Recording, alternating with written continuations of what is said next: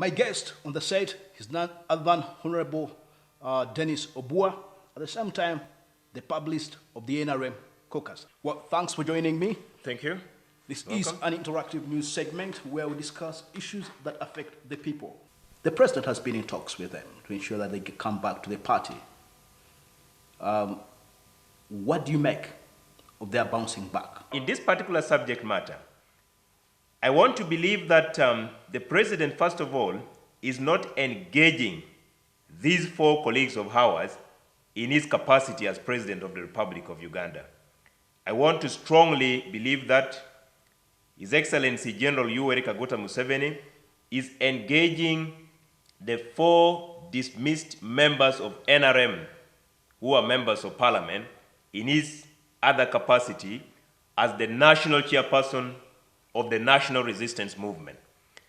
And that puts lots and lots of prerogative on him, because I think that constructive engagement would definitely be looking for a solution of how these colleagues of ours can bounce back to the party. You know very well that when these gentlemen left the party, there were issues as to why they did decide to behave the way they behaved. Some of them were issues to do with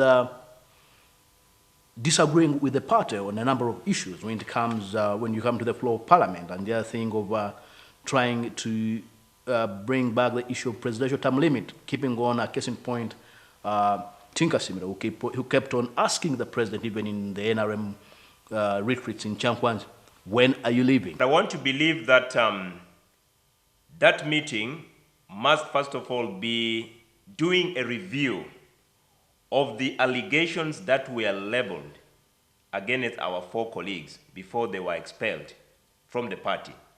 And that review is in respect to how best can we, when you come back to the party or when you accepted back to the party, can we move forward? There are issues where we should also allow individuals to express their opinion. You see, when we talk about now whipping, for instance, in Parliament, when you look at the system of whipping, there are about three types. There is one where a party is so strict on its members on a position taken, and you must take on the decision that the party has taken on that particular subject matter. The second line of whipping is where a party says, you debate. When it comes to voting, vote according to your wish. But in the debate, you support the position of the party. The other one is where the party says, we are not interested in this particular subject matter, debate according to your wish. Don't you think that the chairman of the party is in a panic mode? Because losing the areas that these people are presenting, which are stronghold NRM bases, but because of kicking their own from attempt to kick them out of the party, that was a deadly move for the party leadership. Arising from his background and how he has led this country, he cannot act in a panic. What I want to believe is that the party's National Disciplinary Committee acted in the best interest.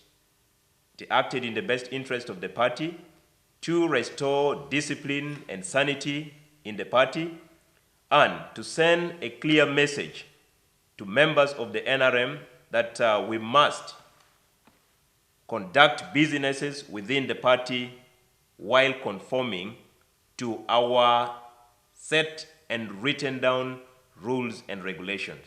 And if we are now attracting them back into the party, that may not necessarily even be the decision that will be ultimately taken by the national chair.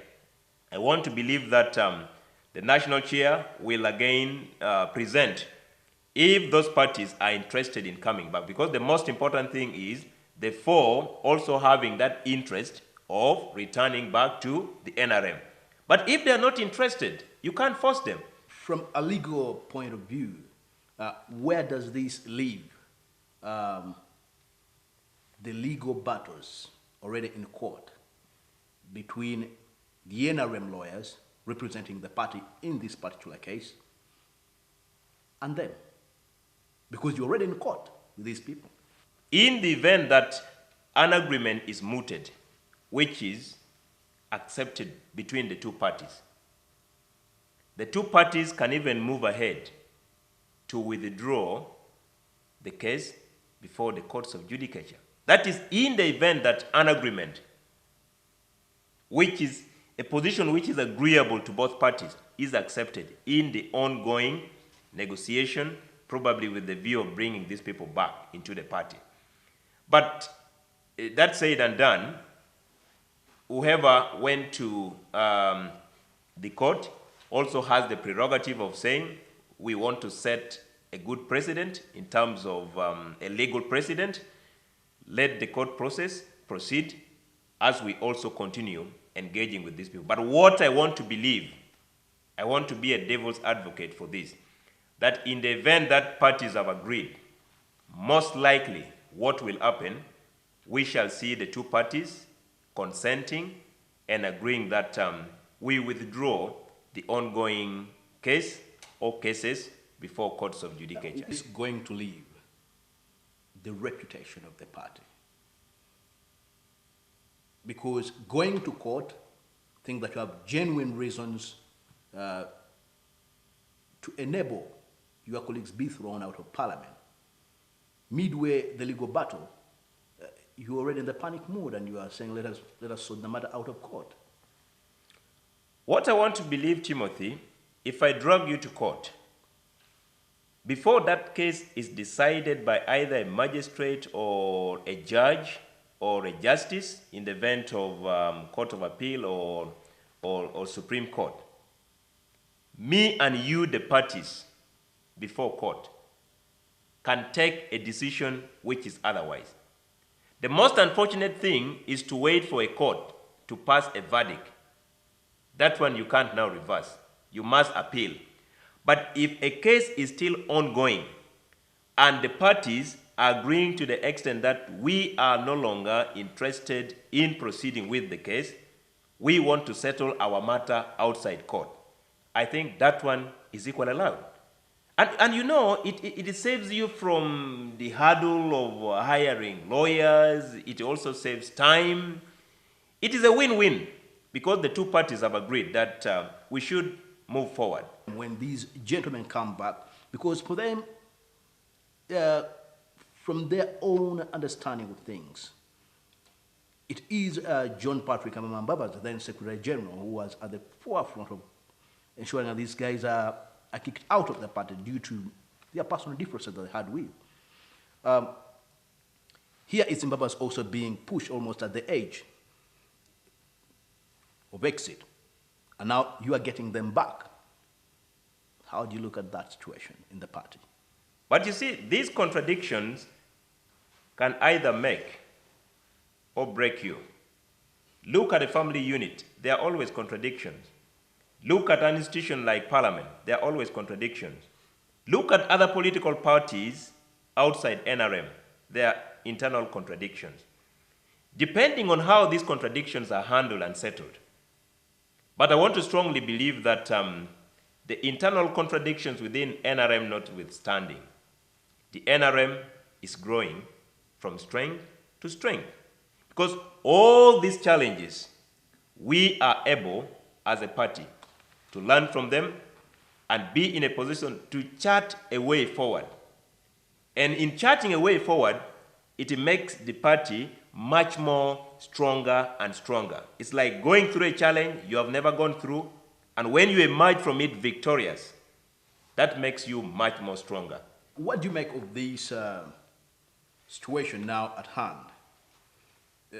Does it explain what the world knows of Museveni, the chairman of the party, being good at the doctrine of divide and rule? Our national chair of the party has never believed in the notion, the ideal, and the doctrine of divide and rule. He has always believed, one, in building consensus where consensus can be built. Two, he has always believed in internal democracy where consensus has failed.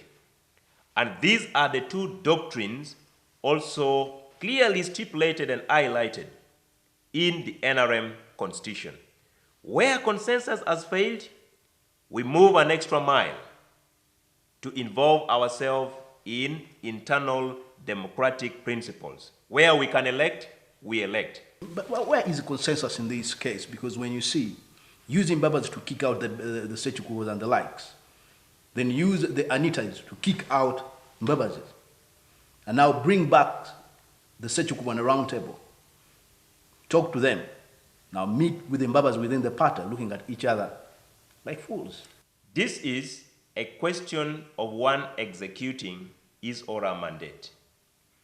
I want to believe by the time Right Honorable Mama Mbabazi acted with the National Executive, with the National Disciplinary Committee, by that time he was the Secretary General of the NRM. And when you look at the roles and responsibilities of a Secretary General of NRM when it comes to disciplinary committee at the national level sitting, the Secretary General has a very, very huge mandate. So I want to believe he acted in the best interest of the position he was holding at the time.